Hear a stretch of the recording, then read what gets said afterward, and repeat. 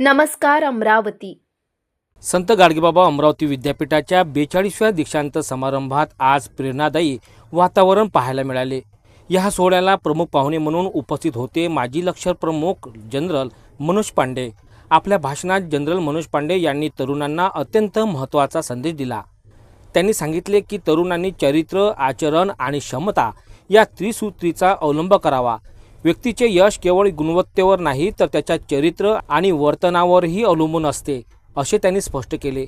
देश उभारणीत सक्रिय सहभाग घेण्याचे आवाहन करताना त्यांनी संत गाडगेबाबा यांच्या विचारांची आठवण करून दिली।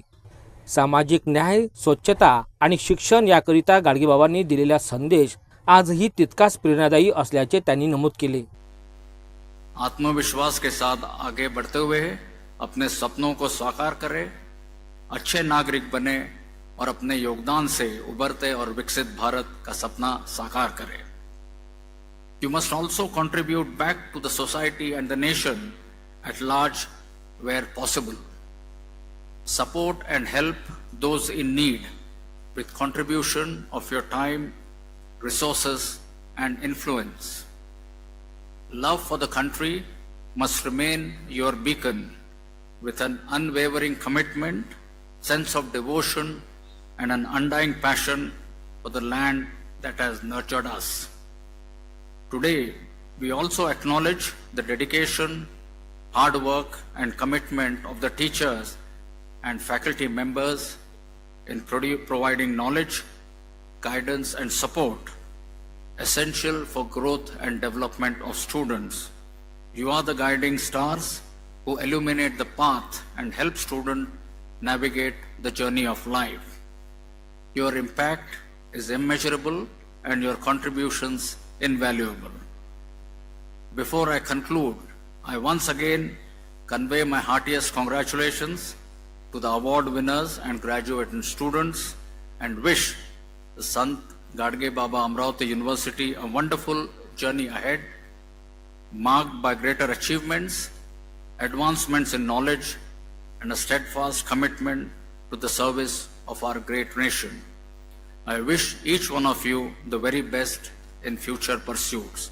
Thank you and Jai Hind. या दीक्षांत समारंभात एकूण 168 पारितोषिकांचे वितरण करण्यात आले। यामध्ये 122 सुवर्ण पदके, 22 रौप्य पदके आणि 24 रोख पारितोषिकांचा समावेश होता। यंदा विशेष सन्मान म्हणून सर्वोच्च न्यायालयाचे माजी सरन्यायाधीश भूषण गवई यांच्या मातोश्री डॉक्टर कमलताई गवई यांना विद्यापीठाच्या वतीने डी.लिट पदवी प्रदान करण्यात आली। विद्यार्थ्यांच्या कामगिरीकडे पाहिले तर मुलींनी विशेष चमक दाखवली। नेहरू कला वाणिज्य व विज्ञान महाविद्यालय नेर येथील निकिता किशोर पुनसे हिने 6 सुवर्ण पदके आणि 1 रोख पारितोषिक पटकावले। एस.आर. राठी विज्ञान महाविद्यालय वाशिम येथील पल्लवी बाळकृष्ण राठोड हिने 5 सुवर्ण आणि 1 रौप्य पदक मिळवले। तर तेजस्विनी विठ्ठल भगत आणि साई ईश्वरी इंदुलकर यांनी प्रत्येकी 4 सुवर्ण पदके मिळवत उल्लेखनीय यश संपादन केले। या कार्यक्रमाला कुलगुरू डॉक्टर मिलिंद बारहाते, व्यवस्थापन परिषदेचे सदस्य, विविध विद्याशाखांचे अधिष्ठाता आणि मान्यवर मोठ्या संख्येने उपस्थित होते। आज कर्मयोगी संत गाडगेबाबा यांची जयंती आहे। सर्वप्रथम मी गाडगेबाबांच्या पावन कार्यास वंदन करतो।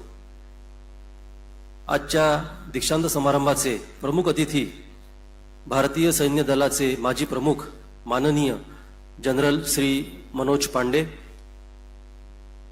समारंभास उपस्थित पूर्व कुलगुरू, विद्यापीठाचे प्रकुलगुरू, कुलसचिव, अधिसभेचे सदस्य, व्यवस्थापन परिषदेचे सदस्य, विद्वत परिषदेचे सदस्य, विविध विद्याशाखांचे अधिष्ठाता, लोकप्रतिनिधी, प्राचार्य, विभाग प्रमुख, शिक्षक, अधिकारी, शिक्षकेतर कर्मचारी, या समारंभासाठी जाणीवपूर्वक उपस्थित असलेले सर्व नागरिक, पत्रकार बंधू आणि माझ्या प्रिय विद्यार्थी मित्र आणि मैत्रिणींनो, आपण सर्वांना माझा स्नेहपूर्वक नमस्कार।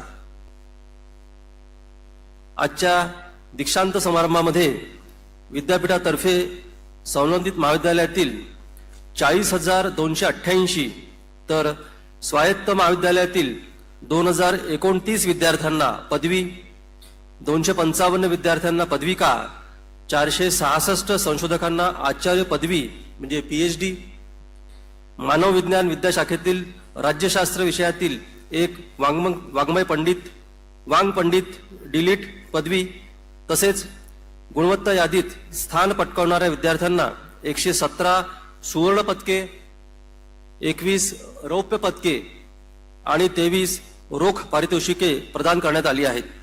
या सर्व पदवी, पदके व पारितोषिके प्राप्त करणाऱ्या सर्व विद्यार्थ्यांचे मी हार्दिक अभिनंदन करतो. माझं नाव निकिता किशोर कुंसे आहे. मी नेर तालुक्यात मांगलातीव गावात राहते. अडचणी खूप होत्या, बऱ्याचशा अडचणी आल्या. मी खेडेगावात राहत असताना खेडेगावातले बऱ्याच अडचणी सामोरे जावे लागतात. ती आर्थिक अडचण खूप भासत असतात. त्यामुळे माझ्या आईवडिलांनी माझी पुरेपूर अशी साथ दिली आणि त्यांनी मला शिक्षणासाठी शहरात पाठवले. शहरात पाठवून मी आणि जेव्हा माझी ॲडमिशन झाली तेव्हा माझ्या बॅचनुसारच अभ्यासक्रम बदललेला होता. त्यानंतर पेपरचे स्वरूपसुद्धा बदललेले होते. अशा अडचणीतनी पुरेशा नोट्ससुद्धा उपलब्ध नव्हत्या. या अडचणीतनी माझ्या शिक्षकांनी मला मार्गदर्शन केले आणि त्यांना योग्य त्या नोट्स मला पुरविल्या आणि हे गुण मला त्यांच्यामुळेच मिळाले. या यशाचे श्रेय मी त्यांनाच देते. आई-वडील शेती करतात, शेतमजुरी.